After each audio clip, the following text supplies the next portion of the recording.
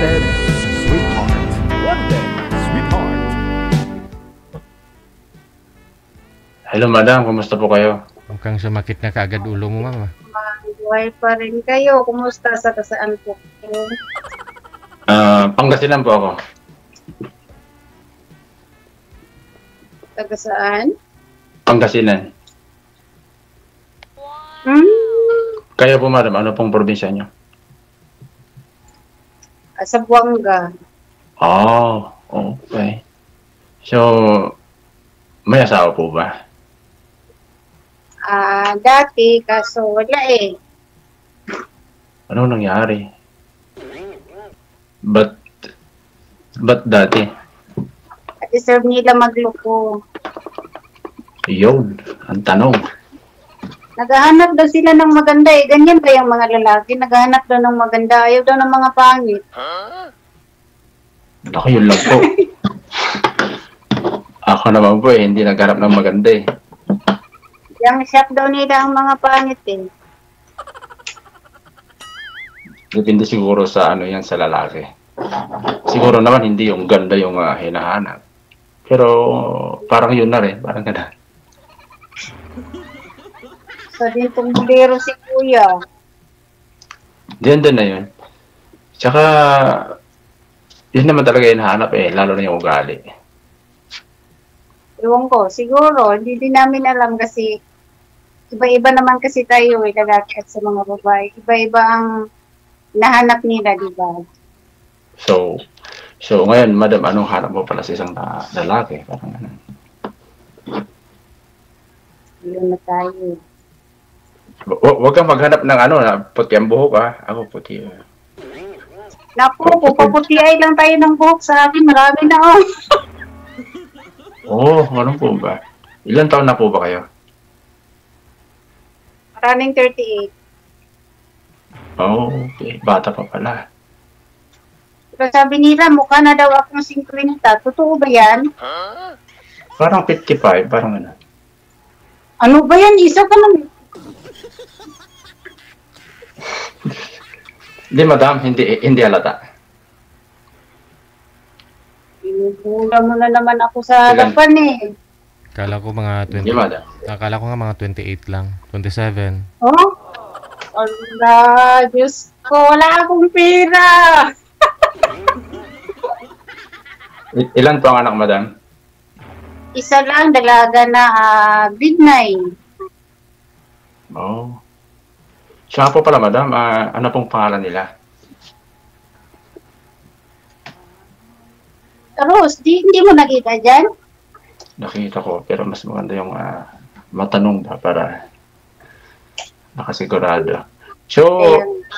ilan taon na kayong hiwalay ng asawa mo? 9 years. So, may iba na siya, ganun. Oo, may iba ko. Ganito kasi, dati kasi magkasama kami sa trabaho. And then, 2013, umuwi ako ng province kasi nga magbabakasyon. Ayun pala ang naiwan ko, hindi pala siya pwede na walang kasama, kaya naghanap siya ng kasama. Mm-hmm. Ganun pala yun. Hindi pala maiwan, no? Dapat pala pinapadyakan ko eh. Ibuti hindi ka rin naghanap, madam, or nagpahanap. Masakit na ata sa utak. Sir DJ, masakit pala sa utak pag, ano yan?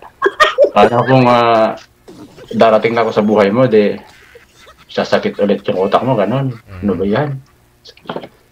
Wala na, maisasako ko na. Kung sino ang darating, isasako ko na kaagad eh.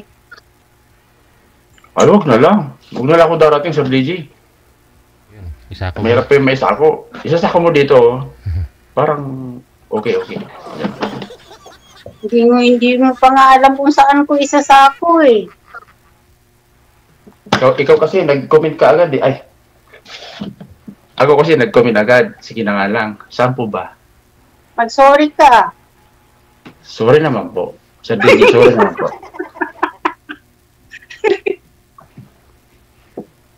Tinatawanan lang ako eh.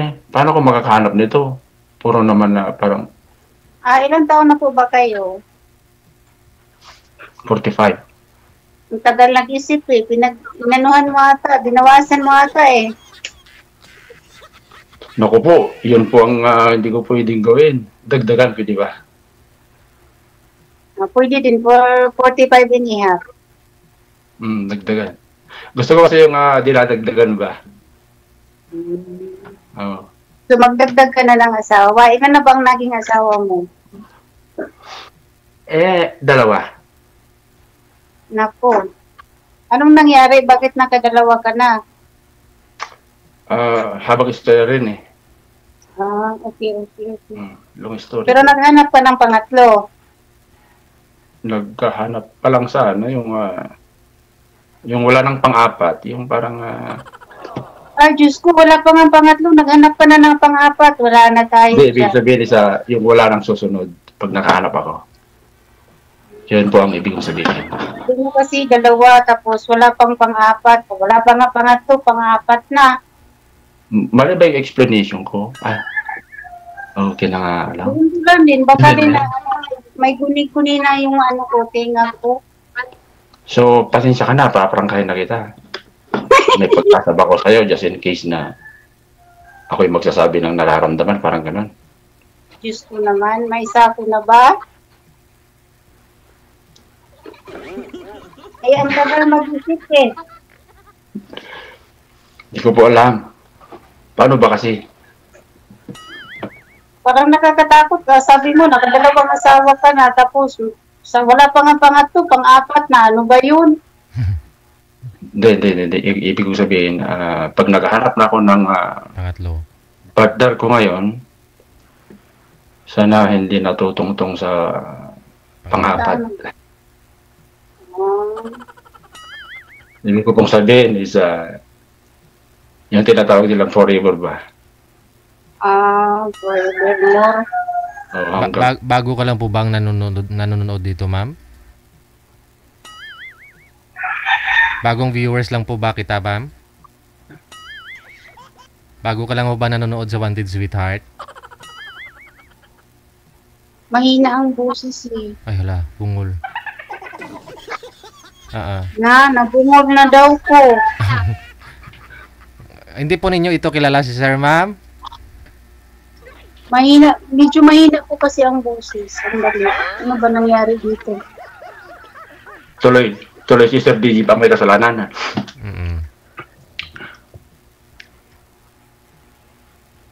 Bagong viewers lang siguro to, sir.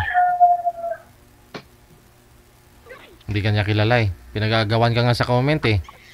Ayaw mo, ma'am? Ibigay ko na to sa iba si sir. No.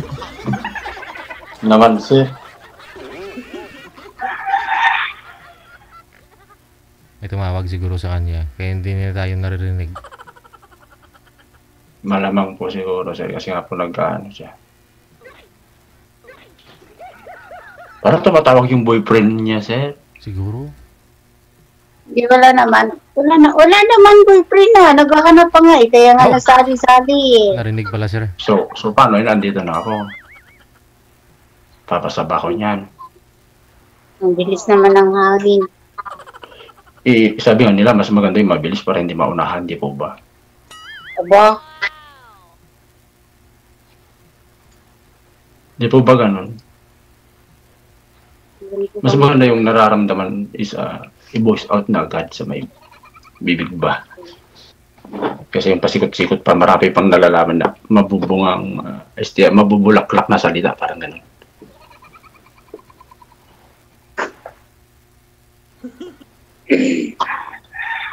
Deri ka na ba?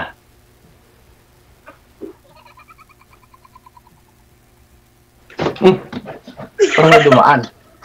Ewan ko, ambot sa langaw. Di nga po, madam. Ulitin ko po. Tuloy na ninervous ako. May pag-asa po ba ako sa kapitbahay niyo? Ay, sa kapitbahay niyo. May pag-asa ba ako sa'yo, madam? Kung sakaling kita ng ligaw ba? Parang ganun.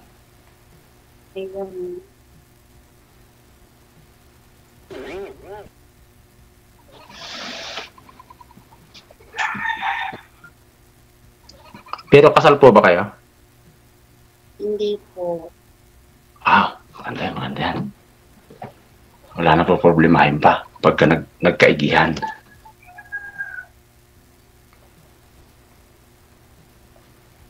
Parang wala pang kasagutan yung mga katanungan ko.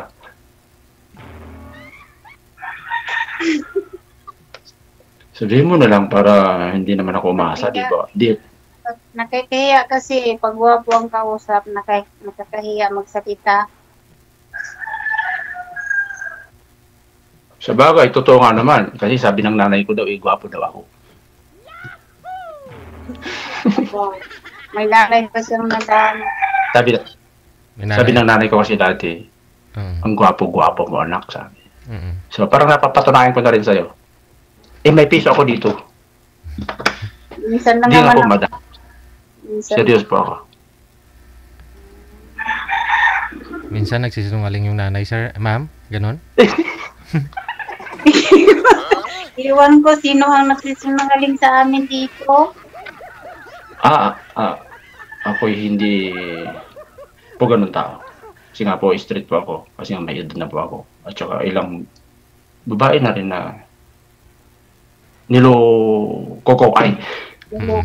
pinaasa ako. Alam mo ma'am, humahanga ako bilang isang lalaki, humahanga din ako kay sir. Kasi pang ilang beses niya na tong sali ma'am, kaya tinatanong ko kita kung pang ilang na matagal ka na po bang viewers dito. Kasi ba't hindi po ninyo kilala to si sir? Ngayon lang po ako nakisali dito. Nanonood, matagal na po ba kayong viewers? Bago lang? Oo, nanonood din ako. Okay. Kasi si sir, dalawang beses po ito nag-asawa.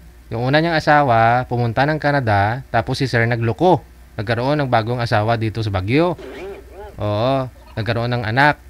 Ngayon, mabait pa rin yung asawa niyang una, dinala pa rin siya doon sa Canada. Oo. At nasa Canada po siya ngayon. Tama po. Oo. Yung una at pangalawang asawa niya, iniwan na siya pareho. So, naghahanap po siya ng pangatlo. Tama po yun. Hirap pala kalaban to si Sira. Wala ka na nga pong kalaban eh. Wala na. Hindi naman ako kalaban, madam eh. Mas mabuti pang napakasakit naman. Sandali lang, pag-isipan mo muna ng marami. Gano'n po karami niyan? Baka magiging 60 na ako niyan eh, hindi ka pa nakapag-isip ng gano'n pa kasi karami yan? So ngayon, ilang ang anak mo? Isa sa una, dalawa sa pangalawa. Baby pa sila. Bali may Pero, tatlo na kayo. Pero yung pangalawa, isa baby pa. Sa pangalawa, baby pa. Pero yung ilang taon na ba yung panganay mo sa ibang mga babae? 23 or running 24 like that or basta 23 siguro. Tapos yung sa pangalawa mo, nakadalawa ka din. Yun ang malaking ko. Pero kasal ka sa unang asawa mo. Yes po, madam. Buti hindi ka pinakulong. Ewan ko. Ganyan Sabi ko lang sa isip ko dati, kung ipapakulong niya ako or ididimanda niya ako. Salakan ko naman. Wala akong magagawa. Harapin ko na lang. Pero divorce na po kayo, sir, di ba? Nasabi niyo na po, sir, dati divorce na kayo ng una niyong asawa dyan sa Canada. Yes po, sir. Oo, divorce na. Yes. Oo. Yung sa pangalawa, nagpapakasal ka pa rin. Hindi po pwede, madam. Alam po natin yan kasi nga po, hindi pa kami dati. Divorce.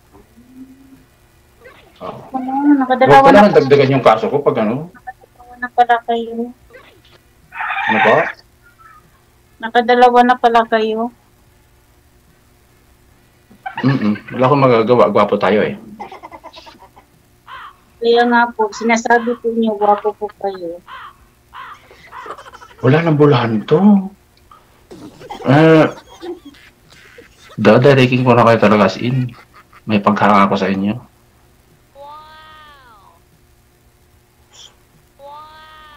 Kasi nga po, bukod sa maputi kayo maganda, iwan ko nga lang po kung maganda yung ugali. Maganda Pero pa. mas maganda sana kayo pag Maganda pa ng kilay. nabasa ko.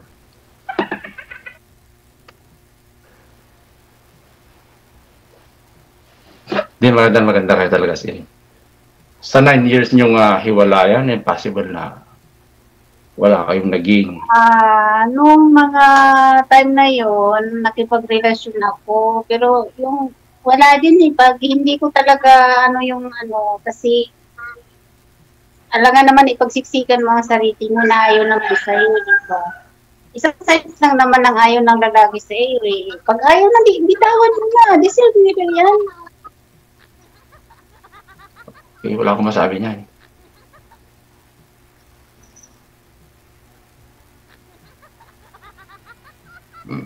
Ewan ko, ambot sa langaw. Diyan ako natatawa eh. Kaysa DJ. Ba't inahirap-hirapan mo ako, kuya? Siguro napapangitan ka na. Ano po yun?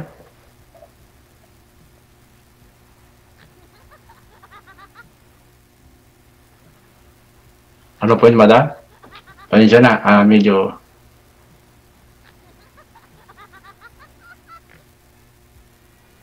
Ano daw? Wala po. Oo. Mas gwapo sana ako pag hindi bigin, no? Yun ko lang po. Maraming kabuliruhan. Hindi ko talaga narinig yun. Hindi. Kung narinig ko nga lang, ba't ko pa ulitin, di ba? Sa Sir Lily, nakadinig yun eh. Eh, kung kahit ano lang, boses na hindi malakas, pag may pag-aasa ko, siguro maririnig ko yun at maririnig talaga as in. Opo. So, paano yan? Nasa live tayo, buong mundo. Uulitin ko po, madam, kung may tulay ba para sa akin, papunta sa'yo. Saan banda ang hangin? Dito o dito? Ambot sa langaw. Ano ba yan? Okay lang. Ganoon talaga. Sino ba naman ako na matandang... Ikaw kasi nangunguna eh. Nakakatakot ka sa umpisa. Tinanong kasi kita kung ika ng asawa mo. Sabi mo nakadalawa, wala pang pang-apat. Eh, mas mabuti yung nagsasabi ng totoo. Kaysa yung, ganito ako, ganyan ako. Tapos, kalaunan. Ganun pala yan. So, mabuti yung sabihin mo para at least kung tanggap ka nila, parang ganun na. Yun na yun, wala nang sisihan. Naman kasi dati is nagsinungaling ka. Ayaw ko yung susubad nila sa akin na ganun. At least, pag sinabi kong ganito ako, pag nag-away tayo, just in case na naging tayo, wala na akong, yun. Parang yun.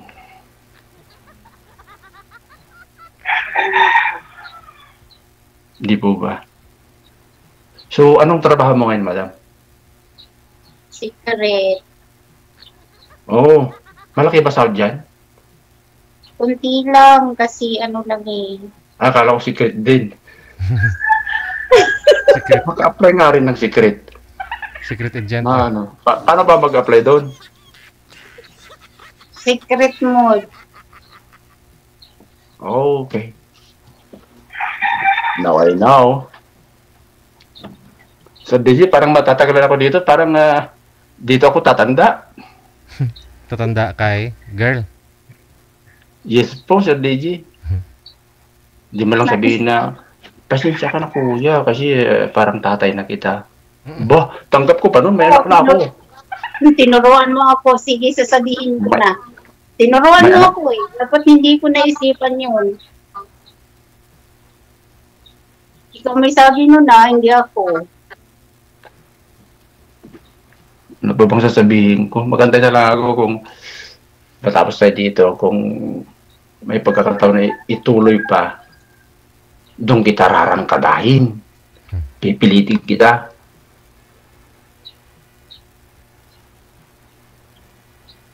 liligawan kita hanggat sa malubat yung punto. Yun.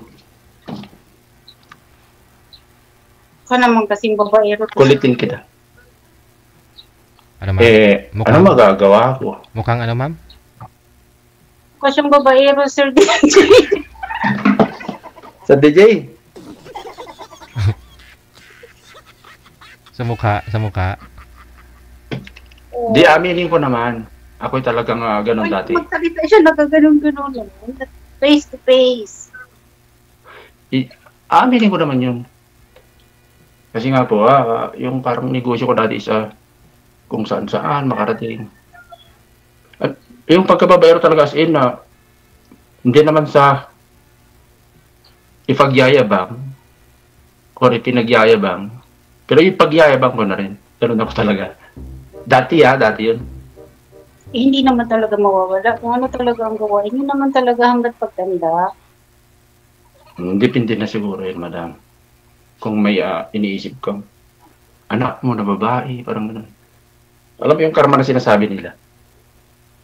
Sabag. Pero kahit gano'n kahit gano'n yung ginawa ko, as in, at least hindi ako nakakalimot sa mahal na Panginoon. Andun pa rin yung pagsisisi. Andun pa rin yung sana Lord bigyan mo ko ulit ng isang pagkakataon ba na mahanap ko na yung talagang kahit malayo kami sa isa't isa, parang gano'n. Andun yung tiwala ba na hindi gagawa yung partner mo, hindi rin ako gagawa, parang gano'n. Wala, malapit ng matapos ng oras. O, Sir DJ, wala pang kasagutan. Ano ba yan? Maganda sana magtrabaho bukas eh. Amaga ka magtrabaho bukas na. Sige. Pahinga ka muna. Naga pala pasok niyo bukas. Okay. Bye for now. See you later. So, DJ, ano ba yan? Exit na po ba, ma'am? Parang ganon. Ang gusto ni Madam Damin. Ayaw nyo po ba, ma'am? Marami nag-mind kay sir sa comment. Oh, yeah. Okay. So, nice to meet you. By the way, I'm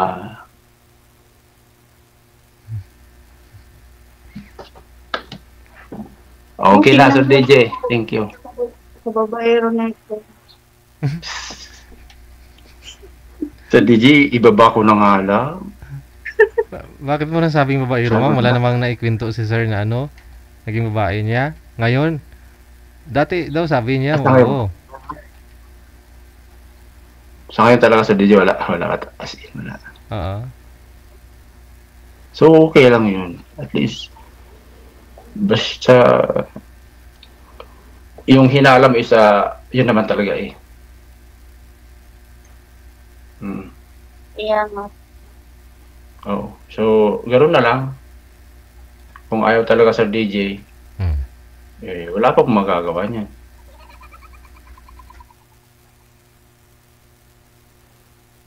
So, paano na yun? Magbabakay na ako.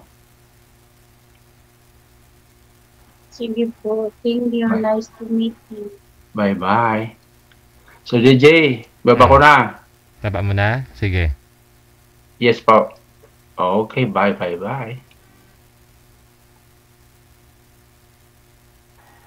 So,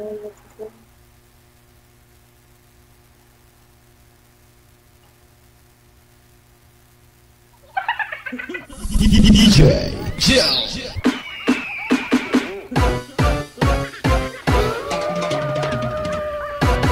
Wala eh. Pahabaan sila ng ihi eh.